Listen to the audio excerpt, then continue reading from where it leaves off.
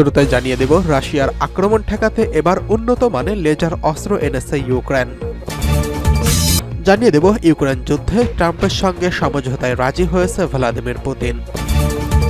এরপরে জানিয়ে দেব ফিলিস্তিন রাষ্ট্রের স্বীকৃতি নিয়ে অনড় অবস্থানে সৌদি আরব, বলছে অ্যান্টনি ব্লিংকেন।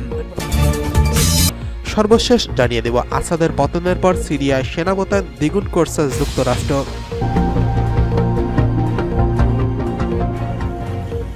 রাশিয়ার আক্রমণ ঠেকাতে উন্নত মানের লেজার অস্ত্র আনেছে ইউক্রেন। রাশিয়ার অব্যাহত আগ্রাসন ঠেকাতে উন্নত মানের লেজার অস্ত্র তৈরির কথা জানিয়েছে ইউক্রেন।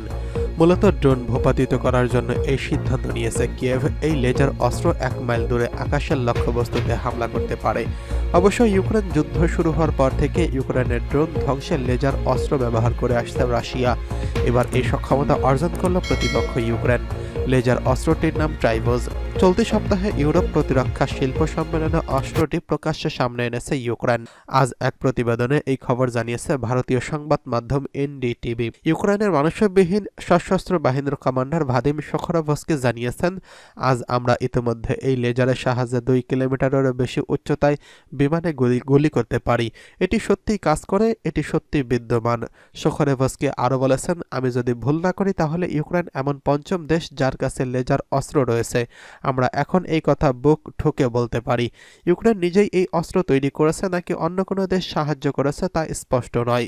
এই অস্ত্রটি 50 কিলোওয়াট রশ্মি সহ আক্রমণকারী ড্রোন, ক্ষেপণাস্ত্র এবং বিমান এমনকি উপগ্রহকে গুলি করার জন্য ডিজাইন করা হয়েছে। এমনকি এটি 1 টাকার মুদ্রা আকারের লক্ষ্যকেও আঘাত করতে পারে।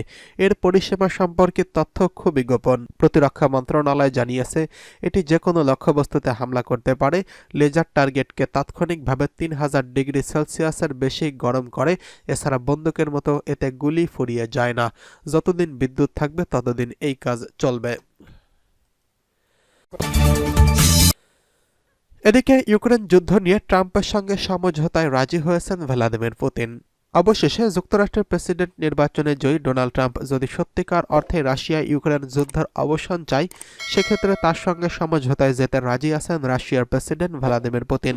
বৃহস্পতিবার মস্কোতে আয়োজিত প্রেসিডেন্ট বাৎসরিক সংবাদ সম্মেলনে এক প্রশ্নের জবাবে এই কথা বলেছেন তিনি আরও বলেছেন, 2020 সালে যুক্তরাষ্ট্রের প্রেসিডেন্ট নির্বাচনে জো বাইডেন বিজয়ী হওয়ার পর গত 4 বছরে ট্রাম্পের সঙ্গে সাক্ষাৎ বা বার্তালাপ হয়নি তার, এবং তিনি ট্রাম্পের সঙ্গে সাক্ষাৎ ও বৈঠকে আগ্রহী।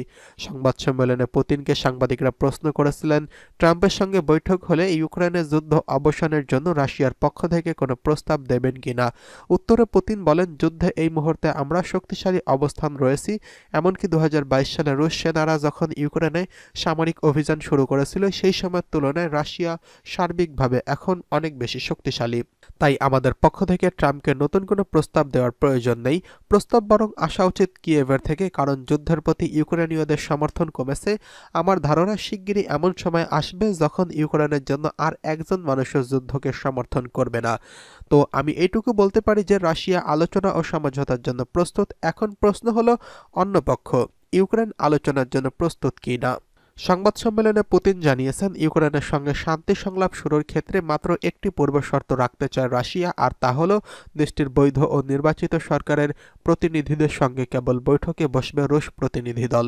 ইউক্রেন যদি সত্যি শান্তিপূর্ণভাবে যুদ্ধের অবসান চায়, সেক্ষেত্রে আমি বলবো যে রুশ প্রতিনিধিরা কেবল ইউক্রেনের নির্বাচিত ও বৈধ সরকারের প্রতিনিধিদের সঙ্গে আলোচনায় বসবে। প্রেসিডেন্ট জেলেনস্কির সঙ্গে বৈঠকও আমাদের আপত্তি নেই, কিন্তু তার আগে অবশ্য তাকে নির্বাচনে অংশ নিতে হবে এবং তাতে জয়ী হতে হবে।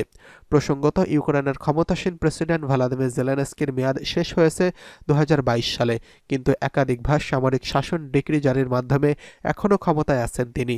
এই প্রসঙ্গে জেলেনস্কির বক্তব্য, যুদ্ধ শেষ হওয়ার আগ পর্যন্ত কোনো নির্বাচন নয়। প্রসঙ্গত, ক্রিমিয়াকে রুশ ভূখণ্ড হিসেবে স্বীকৃতি দেওয়ার প্রতিশ্রুতি দিয়েও পালন না করা এবং যুক্তরাষ্ট্রের নেতৃত্বাধীন সামরিক জোট ন্যাটো সদস্যপদ কিয়েভের তদবিরের জেরে কয়েক বছর টানপোড়েন চলার পর 2022 সালে ফেব্রুয়ারি থেকে ইউক্রেনে অভিযান শুরু করে রুশ বাহিনী। রাশিয়ার প্রেসিডেন্ট ভ্লাদিমির পুতিন নিজে এই অভিযানের নির্দেশ দিয়েছিলেন। গত 3 বছরের যুদ্ধ দোনেৎস্ক, লুহানস্ক, জাপোরিঝিয়া এবং খেরসনে ইউক্রেনের এই 4 প্রদেশের দখল নিয়েছে রুশ বাহিনী। 2022 সালের সেপ্টেম্বরে 4 প্রদেশকে রুশ ভূখণ্ড হিসেবে স্বীকৃতিও দিয়েছে মস্কো। এদিকে ওই একই মাসে ন্যাটো সদস্য পদের জন্য আবেদন করে কিয়েভ, কিন্তু ন্যাটোর পক্ষ থেকে পরিষ্কার জানিয়ে দেওয়া হয়, যুদ্ধ শেষ হওয়ার আগ পর্যন্ত ইউক্রেনকে সদস্য পদ দেওয়া সম্ভব নয়।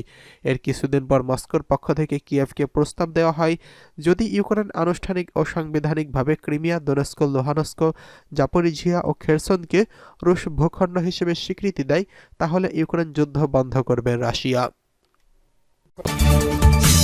এদিকে ফিলিস্তিন রাষ্ট্রের স্বীকৃতি নিয়ে অনড় অবস্থানে সৌদি আরব, বলছে অ্যান্টনি ব্লিংকেন। ইসরায়েলের সঙ্গে কূটনৈতিক সম্পর্ক স্থাপনের জন্য যেকোনো চুক্তির অংশ হিসেবে ফিলিস্তিন রাষ্ট্রের স্বীকৃতি চায় সৌদি আরব। এই শর্তে সৌদি যুবরাজ মোহাম্মদ বিন সালমান অনড় অবস্থানে রয়েছেন বলে জানিয়েছেন মার্কিন পররাষ্ট্রমন্ত্রী অ্যান্টনি ব্লিংকেন। এক প্রতিবেদনে এই খবর জানিয়েছে আল আরাবিয়া। শীর্ষ মার্কিন কূটনীতিক বলেছেন, ইসরায়েল সৌদি আরব সম্পর্ক স্বাভাবিকীকরণ এটি মধ্যপ্রাচ্যের দীর্ঘমেয়াদী স্থিতিশীলতার চাবিকাঠি এবং ইসরায়েলের নিরাপত্তা নিশ্চিত করবে। ব্লিংকেন বলেন, প্রথমে গাজা যুদ্ধবিরতি জরুরি, এরপর এই অঞ্চলের দীর্ঘমেয়াদী স্থিতিশীলতার দিকে ফোকাস করা দরকার, যার মধ্যে ইসরায়েলের নিরাপত্তা অন্তর্ভুক্ত থাকবে। অবশ্য এর মূল চাবিকাঠি হল ইসরায়েল এবং সৌদি আরবের মধ্যে সম্পর্ক স্বাভাবিক করা। বুধবার প্রকাশিত পররাষ্ট্র বিষয়ক একটি সাক্ষাৎকারে ব্লিংকেন জানিয়েছেন, আগত ট্রাম্প প্রশাসন এমন একটি চুক্তি সম্পন্ন করবে বলে আশা প্রকাশ করেন তিনি। ব্লিংকেন বলেন, তবে এটি ঘটতে হলে আমাদের গাজায় শান্ত হওয়া দরকার এবং এটি সৌদির কাছ থেকে স্পষ্ট বার্তা, আমাদের একটি ফিলিস্তিন রাষ্ট্রের জন্য একটি বিশ্বাসযোগ্য পথ থাকা দরকার। গত এক বছরে বেশ কয়েকটি বৈঠক হওয়া সত্ত্বেও সম্প্রতি এই সপ্তাহে সৌদি আরব স্বাভাবিকীকরণের বিনিময়ে তার দাবিগুলো সহজ করতে ইচ্ছুক।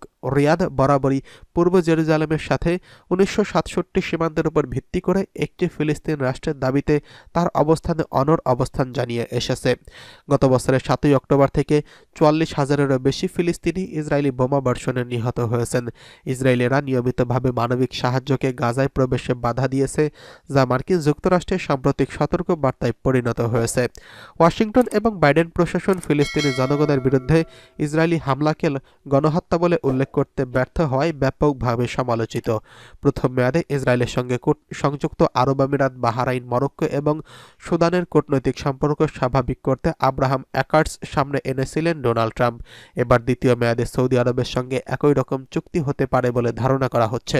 এরই মধ্যে আগামী 20 জানুয়ারি হোয়াইট হাউসে আসীন হওয়ার আগে মনোনীত মধ্যপ্রাচ্যের বিষয়ক দূত স্টিফেন উইটফকে সৌদি আরব পাঠিয়েছিল ডোনাল্ড ট্রাম্প। এদিকে আসাদের পতনের পর সিরিয়ার সেনা মোতায়েন দ্বিগুণ করেছে যুক্তরাষ্ট্র। সিরিয়ার বিরোধী বাহিনী মাত্র 2 সপ্তাহের কম সময়ের মধ্যে রাজধানী সহ সিরিয়ার প্রধান শহরগুলো দখল করে প্রেসিডেন্ট বাশার আল আসাদের স্বৈরশাসনের অবসান ঘটিয়েছে। এই বাহিনীর নেতৃত্বে ছিল হায়াত তাহরি আল শাম HTS। সিরিয়ায় ইসলামিক স্টেট IS যে অবশিষ্ট অংশ আছে, তারা সম্ভাব্য ক্ষমতার শূন্যতাকে কাজে লাগানোর চেষ্টা করছে এমন ইঙ্গিত দেখা যাচ্ছে। এমত অবস্থায় ইসলামিক স্টেট গ্রুপের বিরুদ্ধে লড়াই করার জন্য সিরিয়ার বাহিনীর সংখ্যায় দ্বিগুণেরও বেশি করেছে মার্কিন যুক্তরাষ্ট্র। নাটকীয় সেনা সদস্য বৃদ্ধির বিষয়টি পেন্টাগন অস্বীকার করেছেন। পেন্টাগনের প্রেস কনফারেন্সে রাইডার বলেছেন, অতিরিক্ত বাহিনী সিরিয়ার কয়েক মাস ধরে অবস্থান করছে। রাইডার বলেছেন, তিনি কেবলমাত্র নতুন সেনা বৃদ্ধির সম্পর্কে জেনেছেন এবং এই বৃদ্ধি আসাদকে ক্ষমতাচ্যুত করা বা IS এর বিরুদ্ধে আক্রমণ বৃদ্ধির সাথে সম্পর্কিত নয়। রাইডার কূটনৈতিক বিবেচনা এবং সংবেদনশীলতার উপর গোপনীয়তার জন্য দায়ী করেছেন, তবে আরও সুনির্দিষ্ট তথ্য দিতে অস্বীকার করেছেন। সিরিয়ার মার্কিন বাহিনীর চলমান উপস্থিতি এবং তাদের একটি নির্দিষ্ট স্তরে রাখার প্রয়োজনীয়তা নিয়ে আমেরিকা ও সিরিয়ার প্রতিবেশী তুরস্ক ও ইরাকের মধ্যে দীর্ঘদিন ধরে বিরোধ চলছে। নতুন মার্কিন প্রেসিডেন্ট ডোনাল্ড ট্রাম্প অবশ্য বলেছেন, তিনি মার্কিন বাহিনীকে সিরিয়ায় আরও জড়িত হওয়ার সমর্থন করেন না।